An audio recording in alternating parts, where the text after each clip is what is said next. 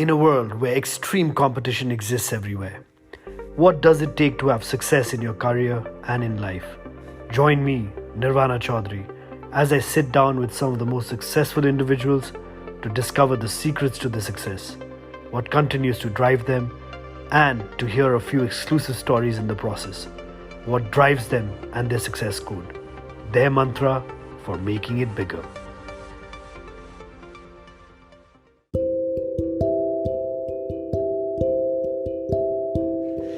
Hello everyone, this is Nirvana Chaudhary back again with my podcast, Making It Bigger. This one's a very, very special podcast to me. Someone who I've known and interacted for a while. Someone who is really transformed and has challenged the status quo in the technology sector in Nepal. Someone who I've also read is the Goliath and David and Goliath story, or someone who's gonna be that. I'm extremely happy that I've got Amun here with me, someone who founded and leads SastoDeal, which has become a synonym name in the eCommerce sector in Nepal. Apart from that, I was surprised to know you're also part of Irish Pub. I was. and one of his favorite ventures, which in our own little way we are part of, is Entrepreneurial. That's really exciting. Amun is here with me. I'm going to be talking to him and asking him the first very question. Amun, cutting the long story short, what is your success mantra? You're a true entrepreneur. You've come from America back here. You've seized the moment. You've seized the opportunity. You've started small. You've thought big. Step by step, you're fighting with some global brands here, but you're still continuing it. What drives you, man? What is your success mantra? Nirvan, first off, I think I'm very humbled to be here. Before we started this podcast, like 1 hour, I was interviewing Nirvana, learning so much. I don't know what to say when someone like Nirvana is asking me what is my success mantra. But for me, if I have to, recall why I started, it was back in 2011. So when I came back and I found out, the entire country did not even have one single local e-commerce company. Back then there were Amuns and all of that, but locally there was no e-commerce company, and people in a way, were used to spending 7-8 hours in the market, and that was how things were. And that did not go with me, like Nirvana said, I had to challenge the culture back then. And second, the fire came when my friends and family and everyone in Nepal, because 91% of the people did not have access to internet. So when they challenged me, like, what is this e-commerce internet, why are you wasting your time and all of that, that really kicked that fire within me, that I really have to prove this guys what e-commerce is. I'm going to establish not just a company but the entire goddamn industry in Nepal. That's fantastic, Amun. I think this is exactly what I feel is the basic fundamental trait of an entrepreneur. He sees an opportunity, and there's always this instance when he gets provoked, where a fire in him comes out and saying, we need to be able to achieve it, and you're like, I'm going to go and do it and prove it, and you've done it so well. You have I once in a while keep reading about your new ventures and tie-ups with, again, regionally popular companies like Flipkart, bringing that product here, and I'm thinking in my head, I'm like, wow, this guy is just completely on the right track. Tell me, COVID time's been difficult for us, right? But on hindsight, there's also been a massive change in the mindset and a paradigm shift in how people look at businesses. People shop for the products they need. How people look at marketplace in general. Mm-hmm. How has that impacted your business? Right. I think, every crisis presents an opportunity, and especially for this industry. There's an IBM report that came out, but that's relevant for US market, but still relevant for any market. That says because of COVID, the entire e-commerce industry per se, it has accelerated the industry by 5 years. So what was supposed to happen in 2025, that is now happening today. So you see that, massive transition to e-commerce and digital sector. As for the company is concerned, we were growing. So this data I'd love to share every time someone asks me. Like from 2018 till recently, in the last 3 or 4 years, the company grew by 4,500%. Sorry, what? 4500, 4,500%. Yeah. Wow, I don't know. I don't feel too good selling noodles now. No, I mean, but we're nowhere near to the $1 billion mark, Nirvana. But anyway, I mean, so there's this massive growth, a lot of scalability. The challenge is how do you keep up with the growth, right? Because the team scale is changing, a lot of systems are changing. You cannot catch up with the customer demand, you cannot catch up with the vendors' demand, the supply side, and everything. So everything is happening at once. So, I mean, as a leader, I just try to keep my cool and take one thing at a time and try to see how do you match all of these resources to all of the growth. But it's immense what's happening right now. So you're a serial entrepreneur. Period. Right? You've started SastoDeal. You had association with Irish Pub in whatever way. You've got this impact investment fund through Anthropos. You've got plans for Sasto travel, Sasto mobility, etc. Right? I mean, it's non-stop. Where do you see yourself with the resubmission of the IBM study that this entire e-commerce and digital drive has been preponed by 5 years? We've already gone to the curve. Where do you now see yourself as Amun 5 years from now? What will you be doing in 2025? So I think, I'd like to correct you here. I mean, when I started very young, I was 23 at the time. I wanted to be the serial entrepreneur that, is everywhere. Like sometimes he's at the pub, sometimes he's at this e-commerce company and sometimes at other ventures. But I realized, as maturing in my own entrepreneurial journey and career, I realized, doing too many things all by own, it's disaster, right?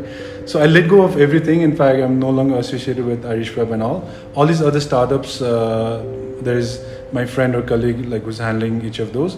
So for me, I'm totally focused on SastoDeal for now, because e-commerce, a lot of people really don't understand e-commerce, right? E-commerce is not just a website. There you can sell anything from, a pair of socks to helicopter, right? There's no stopping what you can sell. And there's all kinds of vertical from payment to logistics to, advertisement to anything that you can pick up. So e-commerce in a way itself is an ocean of opportunities. So that's where I'm focused. But 5 years from now, this is my mission, Nirvana. When I came back, not to credit just me, people like me and yourself. We brought this new hope in Nepal that Nepal desperately needs, right? And it's not enough. Right now, people are leaving the country. They don't want to, whoever is abroad, they don't want to come back because there aren't enough examples like YY and Gold Stars or SastoDeal or eSeva, right? So we need hundreds of those kind of examples. And I can see, in the last few years, these people, Nepali people abroad, they've seen these companies doing good. And they kind of have this new hope that, Nepal is improving, these companies are scaling up, they're raising funds, they're doing this. So I can also, now go back and do this. So one thing we're doing for Nepal is we're igniting hope. And when you ask me 5 years from now, what will I be doing? I'll still be igniting hope for the country. Amazingly put, and it's also good, when you see an opportunity, especially in a market like ours, and you see that tremendous opportunity, and you want to just put all your focus, effort, everything into that goal, which is amazing.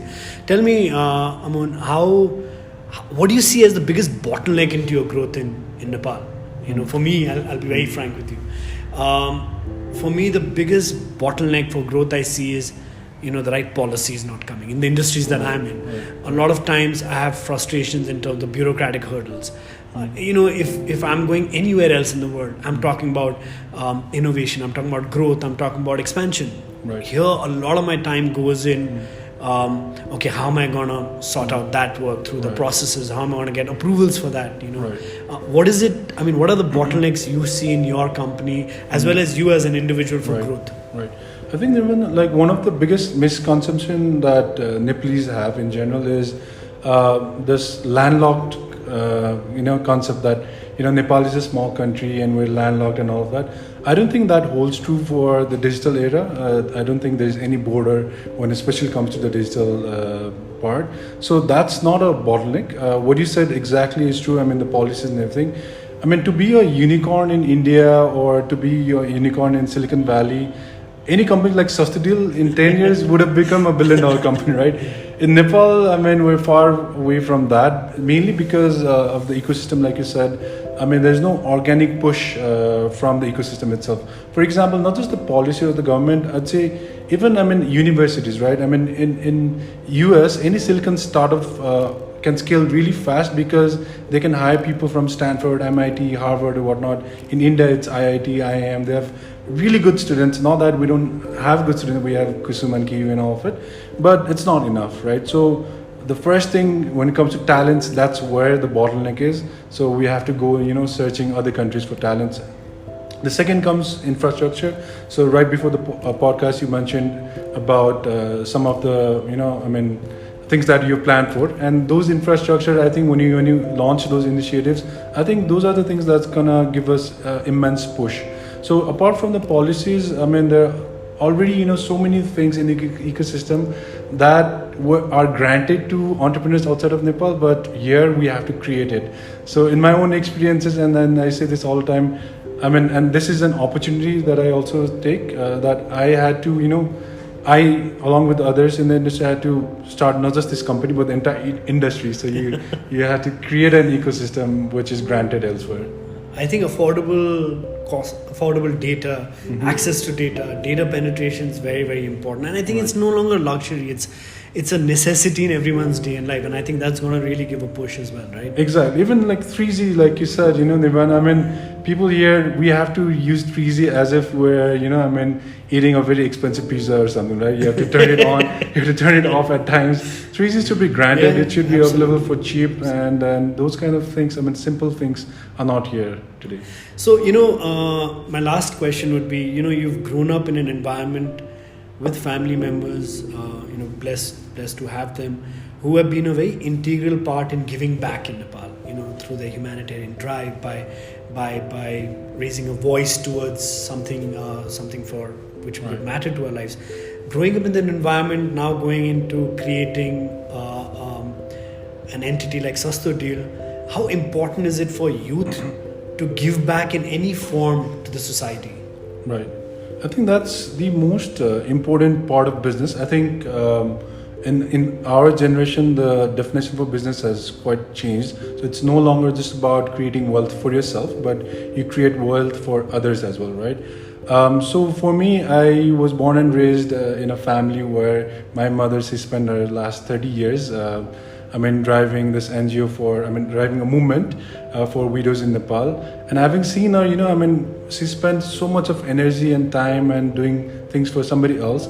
But I chose to, go into business, knowingly or unknowingly. But still, I have this DNA where I feel, at the end of the day, if you don't create this, value for others, I'll give you an example, right? You might buy a Mercedes or a Lamborghini in Nepal, but if the roads are not, pitch, like what's the point of driving the Lamborghini in Nepal? And it's the same thing with creating wealth. If there's wealth in a bank, but you're not being able to spend, there's no good hospitals, good restaurants, good entertainment, or good schools for your children and all, then what's the point, right? So I think the only way we can do that is to give back. Not just in terms of wealth, but also in terms of your time and resources and expertise, I think. Thank you so much, Amun, for taking out time. I'm absolutely so proud of you. And I see so much of hope in your generation. I would like to say partly my generation as well. That there's future, and that's what you're giving to the youth of our country. So thank you so much for being part of my podcast, making it bigger. No, Nirvan, again, I'm so humbled. You've been an inspiration to me, and you're inviting me here. I thought I'd be interviewing you, but it's a surprise now. Thank you so much. Thanks.